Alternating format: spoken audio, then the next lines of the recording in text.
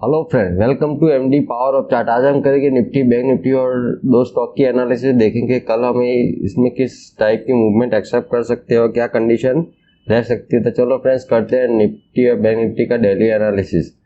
अगर हम निफ्टी का डेली चार्ट देखें तो हमें कल एक पॉजिटिव मूवमेंट देखने को मिली। आज एक हमें ऊपर से सेलिंग का प्रेशर आते हुए दिखा और ऑलमोस्ट ये कैंडल जहाँ पे क्लोज की है वो पिछले डे की रेंज के अंदर ही हमें क्लोजिंग देखने को मिली है। इस हिसाब से यहाँ पे हमें एक इनसाइड कैंडल देखने को मिली है। अगर डेली चार्ट के हिसाब से कल ये कैंडल आज का जो लो बना हुआ है वो भी ब्रेक करता है, तभी आप उसमें एक अच्छी मूवमेंट एक्सेप्ट कर सकते हो। 60,900 के नीचे ऑलमोस्ट थोड़ा सेलिंग का प्रेशर एक्सपेक्ट है। अगर लो भी ब्रेक कर देता है तो फिर से हमें कंटिन्यूस सेलिंग देखने को मिल सकती है। तो करते हैं इंट्राडे चार्ट का एनालिसिस। इंट्राडे चार्ट में हम देखें तो हमारे पास अब ये ऊपर की साइड स्विंग है 70,000 के ऊपर। अगर निफ्टी की एटलीस्ट 5 मिनट की कैंडल क्लोज करती है तब उस कैंडल का लो का एसएल बना के हम उसमें बाइंग की पोजीशन बनाएंगे।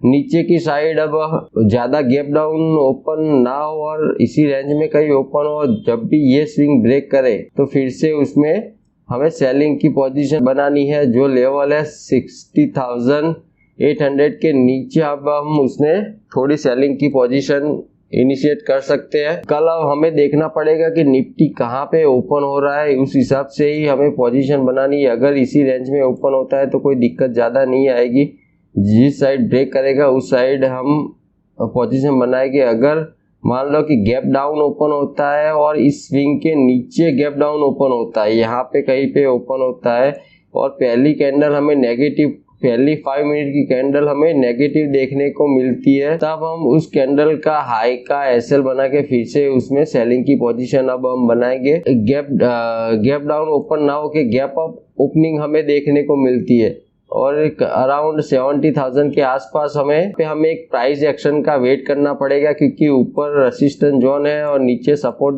हमें दिखाई दे रहा है। तो यहाँ पे हमें वॉलेटाइल सेशन देखने को मिल सकता है। तो निफ्टी में नजर बना के रखिए कि कहाँ पे ओपनिंग हो रहा है। ओपनिंग हमेशा इंपॉर्टेंट रहती है। निफ्टी के बाद हम करते हैं अब बैंक निफ्टी का daily analysis. Bank Nifty same Nifty की तरह ही अपने पिछले जो रेंज बनाई हुई थी उसी में ही आज पूरे दिन ट्रेड करता हुआ दिखाई दिया। अगर ये बैंक निफ्टी भी कल अपना लो ब्रेक करता है आज का 37,950 के नीचे, हमें थोड़ा सा सेलिंग का प्रेशर देखने को मिलेगा। बैंक निफ्टी को लेके जाएगा अराउंड 37,700 और 37,500 के टारगेट हम इनिशिएट एक्सेप्ट कर सकते हैं। और बाइंग की पोजीशन डेली चार्ट के हिसाब से अब हम 38,200 के ऊपर ही हम अब बाइंग की पोजीशन बनाएंगे। डेली के बाद हम करते हैं अब इंट्राडे एनालिसिस। इंट्राडे का चार्ट हम बैंक निफ्टी का देखें तो हमें पहले कंटिन्यूसली हमें डाउनफॉल देखने में मिला, एक बाउंस बैक हमें यहाँ से देखने को मिला। अगर कल उसको ऊपर जाना है तो ये बेस्ट प्लेस है कि यहाँ से डब्ल्यू पैटर्न बनाते हुआ ऊपर जाए, तो एटलीस्ट कल 7,800 के नीचे अगर नहीं निकलता है बैंक निफ्टी तो हम उसमें एक बाइंग की मूवमेंट एक्सेप्ट कर सकते हैं। तो यहाँ पे अगर कोई पॉजिटिव कैंडल हमें देखने को मिले कल, तब हम उसमें एक बाइंग की पोजीशन बनाएंगे।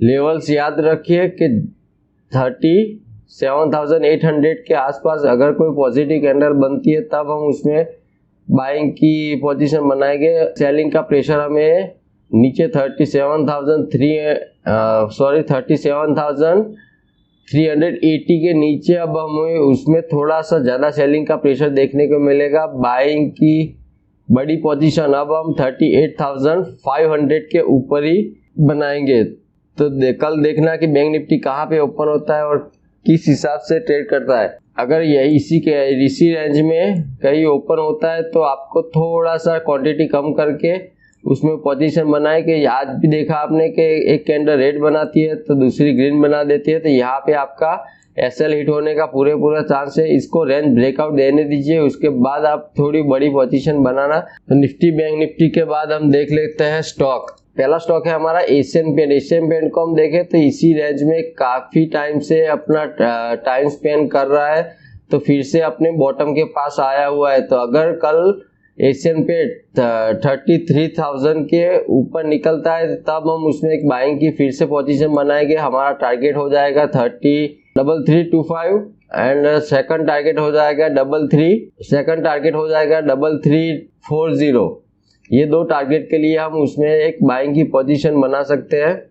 उस कंडीशन में आपको एसएल बनाना होगा 3290 का। एशियन पेंट के बाद हम देखते हैं डॉक्टर रेड्डी। दूसरा स्टॉक सिलेक्ट किया हमने डॉक्टर रेड्डी को। डॉक्टर रेड्डी को हम अगर चार्ट देखें तो उसने अपना जो पिछला ट्रेंड लाइन मैंने ड्रॉ कर रखी है वो ट्रेंड लाइन का ब्रेकआउट दिया। एक बार यहाँ पे ब्रेकआउट देने का ट्राई किया था लेकिन वो ब्रेकआउट फेल हुआ। फिर से नीचे आके अपने अपर हैंड पे होल्ड करके उसके बाद दिया है।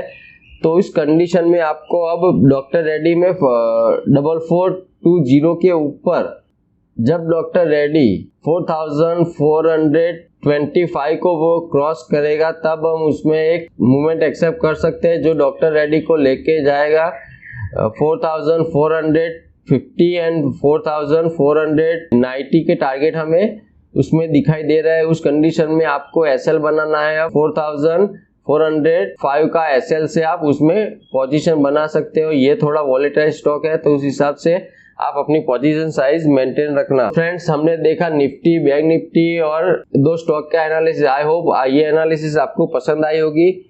मैं मुकुंद कुमार आपका तहे दिल से शुक्रिया अदा करता हूँ। Thank you for watching our channel power of chart.